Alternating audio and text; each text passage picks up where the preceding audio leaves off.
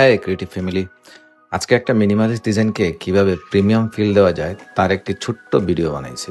আমরা অনেক সময় মনে করি একটা ডিজাইন সুন্দর করতে হলে অনেক টেক্সট, শেপ, কালার আর এলিমেন্ট ব্যবহার করতে হবে, কিন্তু আসলে মিনিমালিস্ট ডিজাইন মানে কম ডিজাইন করা নয়, প্রয়োজনীয় জিনিসগুলোকে সঠিকভাবে ব্যবহার করা।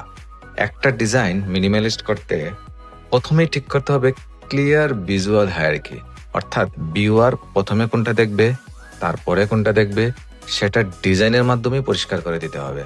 এরপর আসে হোয়াইট স্পেস বা নেগেটিভ স্পেস। সব জায়গায় এলিমেন্ট দিয়ে ফিল করবেন না। এলিমেন্ট দিয়ে ফিল না করে কিছু জায়গায় খালি রাখলে ডিজাইন ব্রেক করার সুযোগ পায়, আর মেইন সাবজেক্টও আরো বেশি ফোকাস পায়। তারপরে হচ্ছে টাইপোগ্রাফি। টাইপোগ্রাফিতেও চেষ্টা করুন 2-3টার বেশি ফন্ট ব্যবহার না করতে, কারণ একটা strong headline, simple supporting text এবং প্রপার স্পেসিং অনেক সময় ডিজাইনকে অনেক বেশি প্রিমিয়াম করে তোলে।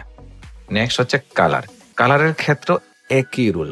অনেক কালারের পরিবর্তে লিমিটেড আর ব্যালেন্সড কালার প্যালেট ব্যবহার করলে পুরো ডিজাইনে কনসিস্টেন্সিটা আসে এবং এটা বজায় থাকে। আর সবচেয়ে ইম্পর্টেন্ট হলো কোন এলিমেন্ট অ্যাড করব সেটা আগে নিজেকে প্রশ্ন করুন যে এটা ডিজাইনে অ্যাড করা কি সত্যি প্রয়োজন।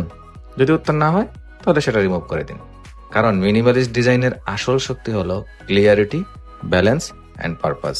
মনে রাখবেন, good design is not about adding more, it's about making every element matter. Keep creating, keep improving. See you in the next design. Thank you.